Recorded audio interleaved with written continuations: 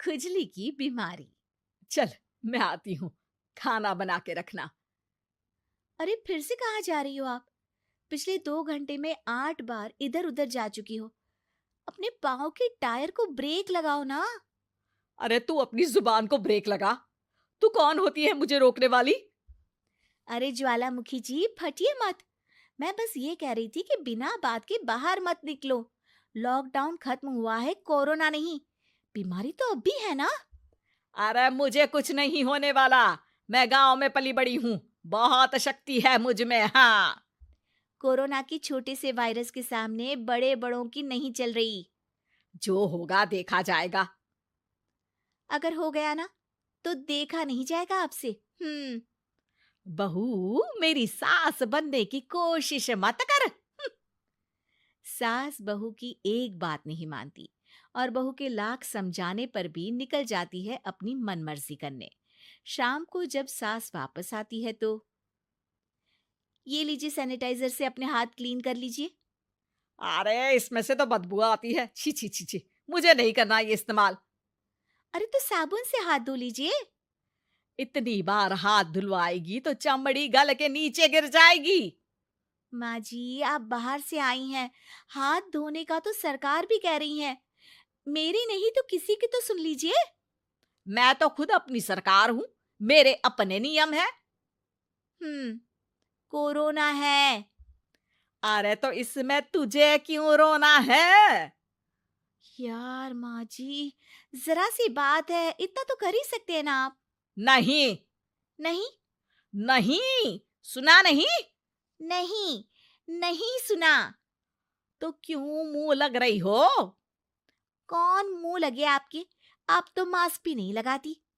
Mask तो तुझे लगाना चाहिए ताकि बोलना कम हो तेरा।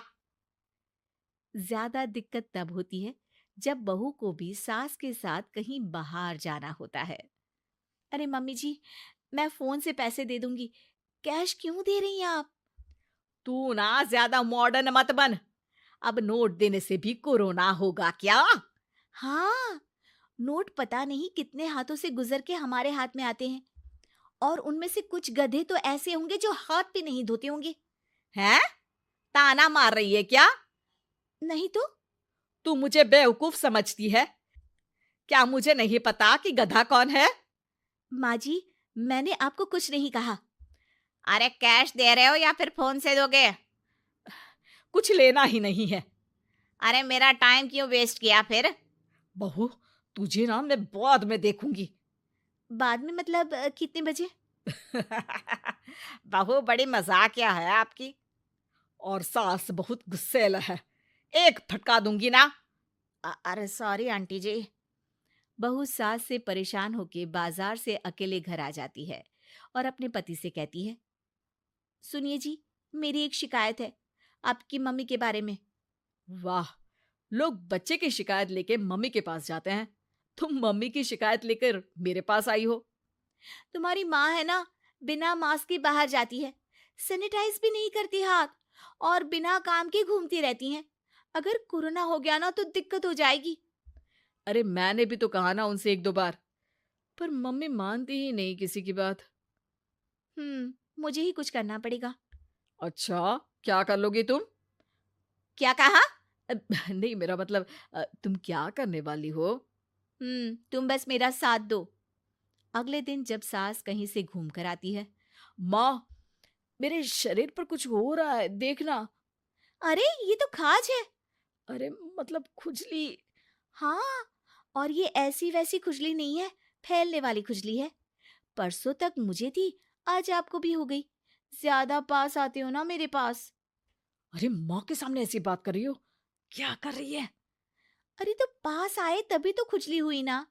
अब आप मम्मी के पास खड़े हो तो उनको भी तो हो सकती है ना। अरे मोरी मैया, जो का कह रही है? सही कह रही हूँ माँ जी। अरे बेटा, दूर हटे ना। दूर हो जा हमसे। सोशल डिस्टेंसिंग कर लेना एकदम से, हाँ। अरे माँ जी, खुजली ही तो है। आप तो गांव की शक्तिशाली औरत हो। आपका क्या कर लेगी ये खुजली? खुजला खुजला के चेहरा लाल हो जाएगा, इससे ज्यादा और क्या होगा?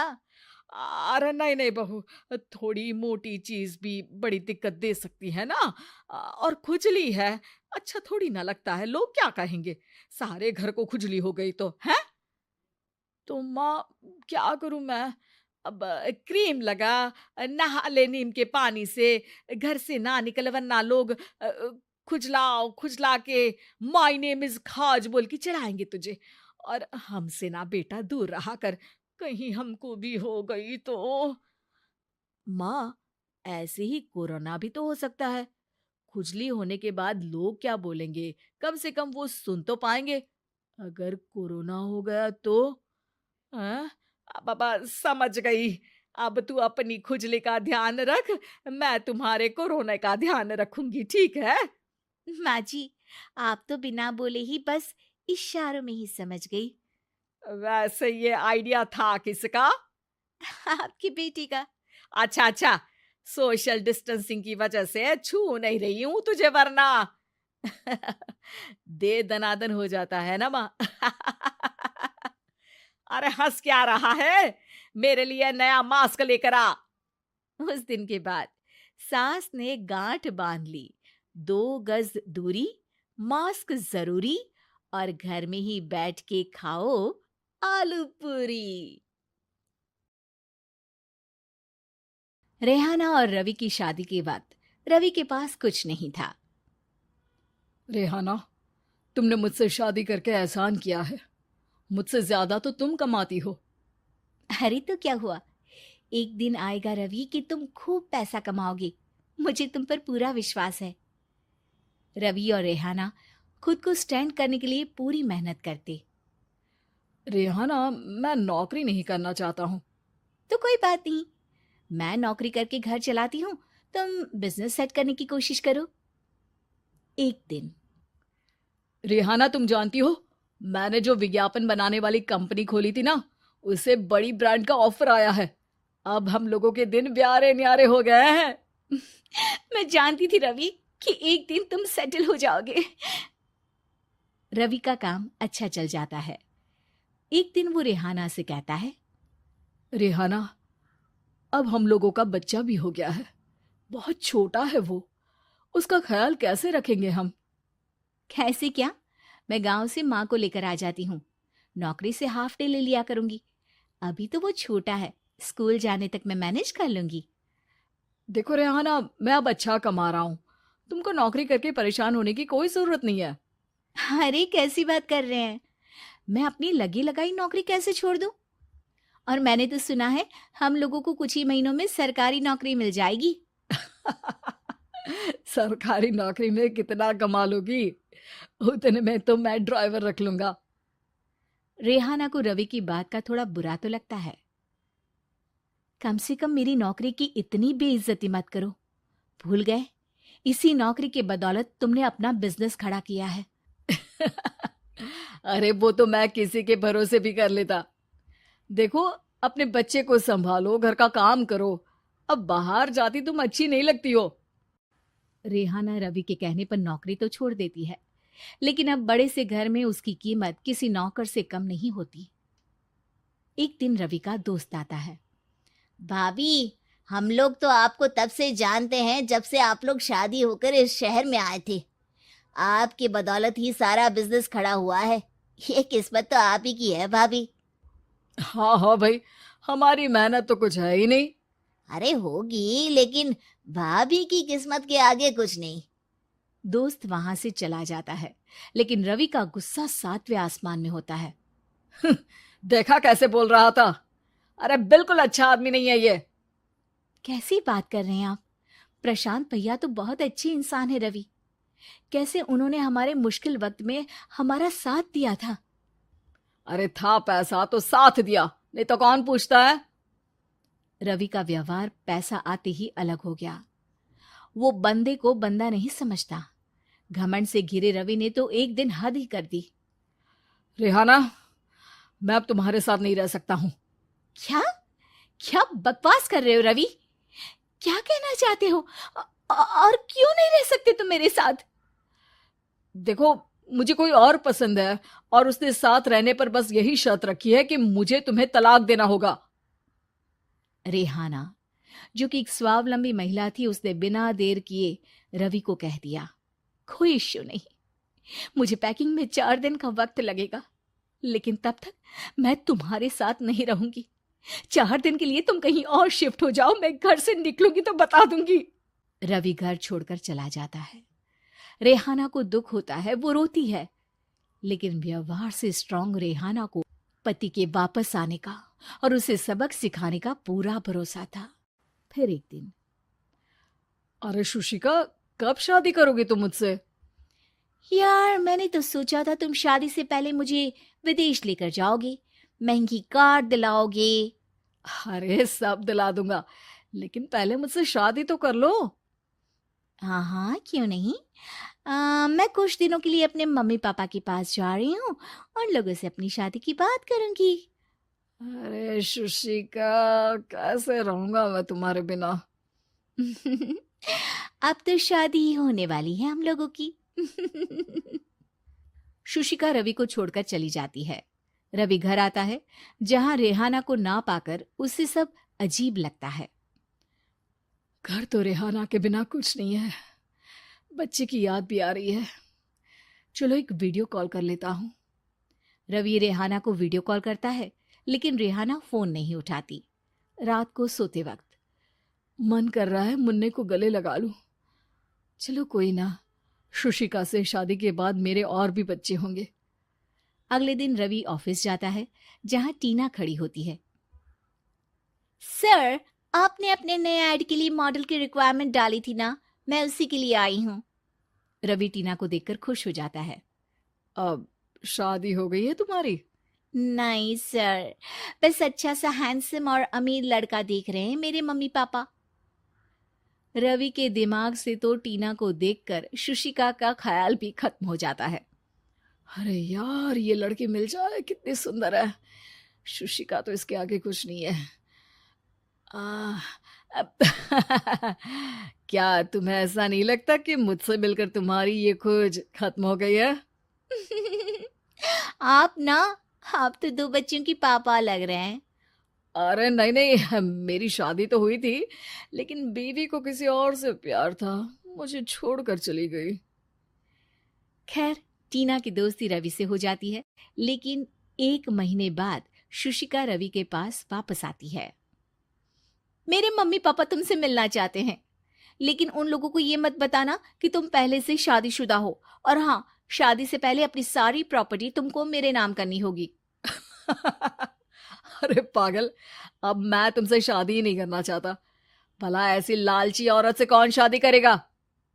तभी वहां टीना आ जाती है। रवि, ये पागल सी औरत कौन है? देखो, तुमने ही कह दिया ना पागल, तो पागल ही है। पता नहीं कौन है, कह रही है शादी कर लो, लेकिन शादी से पहले अपनी सारी प्रॉपर्टी मेरे नाम कर दो। बोल तो सही रही है। वैसे तुम जानती हो, मेरी एक सहेली है, उसके पति ने उसे पैसा आते ही छोड़ दिया, जबकि उसको खड़ा करने वाली ही मेरी सहेली थी। और मुझे भी भरोसा नहीं है। अगर मैं भी तुमसे शादी करूंगी तो तभी, जब तुम मेरे नाम अपनी सारी प्रॉपर्टी कर दोगे। अरे हाँ हाँ, क्यों नहीं, बिल्कुल कर दूंगा। रवि और टीना की शादी की तारीख तय हो जाती है। वो अपनी सारी प्रॉपर्टी के कागज लेकर शादी वाली जगह पर पहुंचता है, लेकिन वहां टीना आती नहीं। रवि टीना को मैसेज करता है। कहाँ हो? सॉरी, मैं तुमसे शादी नहीं कर सकती, मुझे तुमसे भी ज्यादा पैसे वाला मिल गया। रवि को गुस्सा आ जाता है। वो गुस्से से सारा डेकोरेशन तोड़ रहा होता है कि वहां रेहाना आ जाती है। सर, क्या हो गया? क्या डेकोरेशन पसंद नहीं आई आपको? अ, तुम तुम यहाँ क्या कर रही हो? मैं यहाँ की डेकोरेटर हूँ। क्या आपको पसंद नहीं आई यहाँ की सजावट? रवि दौड़कर रेहाना के गले लग जाता है। मुझे माफ कर दो रेहाना। रवि रेहाना के गले लग जाता है और रेहाना टीना को थैंक्स का मैसेज करती है। शिल्पा शहर की पढ़ी लिखी और होशियार लड़की है, जिसकी शादी उसके पापा के सालों पुराने वादे की वजह से गांव के विकास से हो जाती है। शिल्पा की सास पुराने ख्यालों की होती है। अरे शहर की हो, इसका मतलब ये नहीं कि जो मन आए करोगी। घर के कुछ नियम है जो तुम्हें भी मानने पड़ेंगे। हाँ मम्मी, मुझे रीति रिवाज से कोई दिक्कत नहीं है, पर ऐसे नियम जिनका कोई मतलब ना बने, वो तो गलत है। हाय, देखो तो, अरे घर आए एक दिन पूरा नहीं हुआ और सास से जुबान लड़ाना भी शुरू। नहीं हो, बहू हो, अपनी हद में रहना सीख लो। हाँ इतने में विकास भी वहां आ जाता है। माँ, मुझे लगता है शिल्पा को घर रहने की जगह दुकान चलना चाहिए। इसकी नई चीजों की समझ और सोच हमारे बिजनेस के लिए बहुत अच्छी रहेगी। बेटे की बात सुनकर माँ को बहुत गुस्सा आ जाता है। अच्छा, अरे बीवी के आते ही तेरे तो सुर बदल गए। अगर ये दुकान जाने लगी तो गांव में क्या इज्जत रह जाएगी हमारी, है? लोग क्या कहेंगे? ये कहीं नहीं जाएंगे बस। हाँ माँ के आगे और कुछ बोले बिना विकास वहां से चला जाता है और सास शिल्पा को घर के कामों में लगा देती है। उसी रात विकास और शिल्पा साथ बैठकर बातें कर रहे होते हैं। मम्मी ऐसा क्यों सोचती हैं कि औरतें कुछ नहीं कर सकती, और उन्हें लोगों की इतनी चिंता क्यों है? पापा की डेथ के बाद माँ ने दुकान संभालने की कोशिश की थी, पर लोगों ने उल्टी सीधी बातें सुनाकर उनका आत्मविश्वास इतना गिरा दिया कि वो कुछ कर ही नहीं पाई और सोचने लगी कि शायद औरतें ये सब कर ही नहीं सकती, इसलिए उनसे भी नहीं हुआ। लोगों की यही तो दिक्कत है, उन्हें अपने से ज्यादा दूसरे की जिंदगी में स्वाद आता है। वैसे लोग जिनसे डरते हैं ना, उन्हें ही तोड़ने की कोशिश करते हैं। आप फिक्र मत करो, मम्मी की सोच बदलने का तरीका है मेरे पास। और अगले ही दिन से शिल्पा अपनी सास की सोच बदलने और लोग क्या कहेंगे के डर को खत्म करने की जद्दोजहद में जुट जाती है। मम्मी आपको पता है, गीता बबीता, अरे जिनके ऊपर दंगल फिल्म भी बनी है। मैं फिल्म बिल में नहीं देखती। हाँ वो हरियाणा की लड़कियां हैं, दोनों रेसलर हैं। उन्होंने जब ये शुरू किया था ना, तो लोगों ने बहुत बातें बनाई, बुरा भला बोला, मजाक भी बनाया, लेकिन उन्होंने ना किसी की सुनी, ना अपने ऊपर से विश्वास खोया और ना ही हार मानी। और देखो आज किस मुकाम पर है। अरे तो ये सब मुझे क्यों सुना रही है? हाँ नहीं नहीं, बस ऐसे ही, हमें अपने आसपास की खबरें तो रखनी चाहिए ना। ऐसा कहकर शिल्पा अपनी सास को सोच में डालकर वहां से चली जाती है। अब शिल्पा हर दिन दुनिया के अगेंस्ट अपनी हिम्मत से सक्सेसफुल बनने वाली लड़कियों की कहानी अपनी सास को सुनाने लगती है। इसी तरह कुछ समय बीत जाता है। और माँ, आजकल बहुत चुप चुप रहती हो, सब ठीक तो है ना? बस कुछ सोचती रहती हैं, इसीलिए ज्यादा बोल नहीं पाती। ऐसा क्यों हुआ माँ, कोई दिक्कत है क्या? अरे तेरी पत्नी ही दिक्कत है? मैंने क्या किया? अरे रोज मुझे कुछ समझाने के मकसद से एक नई कहानी सुनाती है, पर खुद नहीं जानती कि मुझे सब पहले से पता है। हाँ तो फिर दिक्कत क्या है माँ? लोग क्या कहेंगे? अरे उनका तो काम ही है कुछ ना कुछ कहना। आप ये सोचो कि उन्हें नजरअंदाज करके हम साथ मिलकर किस ऊंचाई पर पहुंच सकते हैं। बेटे और बहू की बातों से सोच में पड़ी माँ वहां से चली जाती है। अगली सुबह सबसे पहले तैयार सास आवाज लगाकर बेटी और बहू को बुलाने लगती है। अरे कहाँ सोते पड़े हो दोनों? किसी को घर में कोई काम नहीं है का? हाँ सास की आवाज सुन शिल्पा भागती हुई कमरे से बाहर निकल आती है, जिसके पीछे विकास भी बाहर आ जाता है।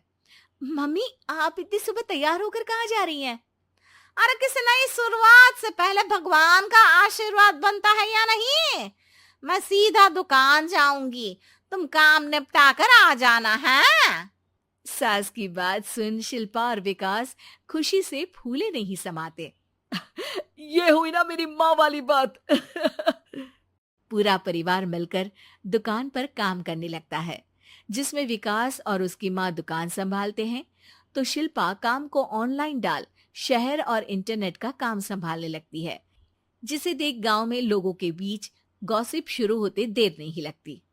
और क्या विकास भाई, अकेले काम संभल नहीं रहा था तो नौकर रख लेते, और तो को यहाँ लाने की क्या जरूरत थी?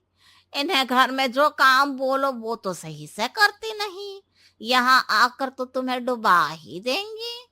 अरे भाई साहब, अगर आपके घर की औरतें सही से काम नहीं करती ना, तो हमें उससे कोई लेना देना नहीं। यहाँ आपकी पंचायत के लिए किसी के पास समय नहीं है। हाँ। करारा जवाब सुन बातें सुनाने आए लोग मुंह लटकाए उल्टे पैर वापस चले जाते हैं। वाह मम्मी, ये तो अब दोबारा कभी भूल कर भी यहाँ नहीं आएंगे। I am so proud of you. अरे बहुत हुआ, हाँ काम पर लगो चलो। तीनों आपस में काम बांटकर अपने अपने काम पर लग जाते हैं। इसी तरह दिनों के साथ महीने बीतते हैं, जिसमें शिल्पा की पढ़ाई, विकास की मार्केट स्किल और सास की फाइनेंशियल मैनेजमेंट से उनकी दुकान बहुत अच्छा बड़ा बिजनेस बन जाता है, जो गांव के साथ साथ शहर में भी अच्छा खासा मशहूर हो जाता है। अरे सच ही कहते थे तुम दोनों, लोगों का तो काम ही होता है कहना। अब हमें सुनना है या नजरअंदाज करना है वो तो हमारे ऊपर है। हाँ। आपकी शुरुआत में गालियां और आसमान छूने पर तालियां, ऐसे लोगों का तो काम ही है पलटना। इनकी बातों से हमें कभी अपनी राह बदलनी नहीं चाहिए, बल्कि अगर बातें बन रही है तो समझ जाओ कि रास्ता सही है।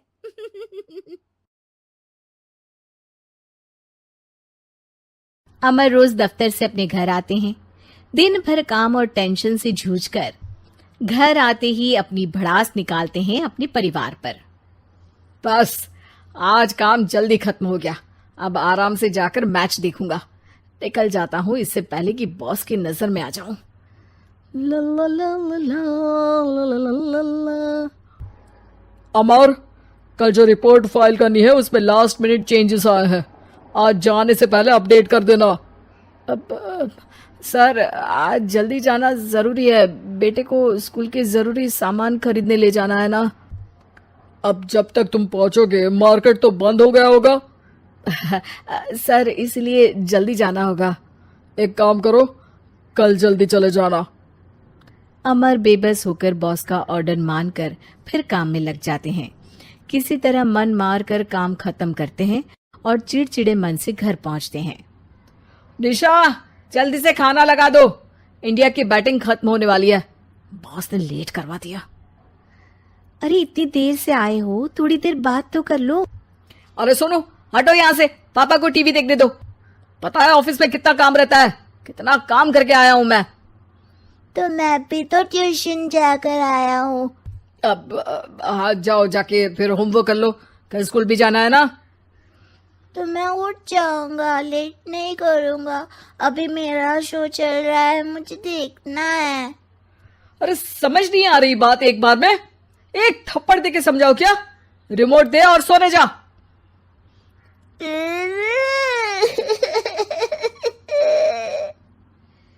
सोनू रोते हुए मम्मी के पास जाता है और अपने पापा की शिकायत करता है। निशा उसे पुचकार के एक और बेडरूम में ले जाकर सुला देती है। मैं डांटती हूँ पापा को, तू सो जा अभी, ठीक है बेटा।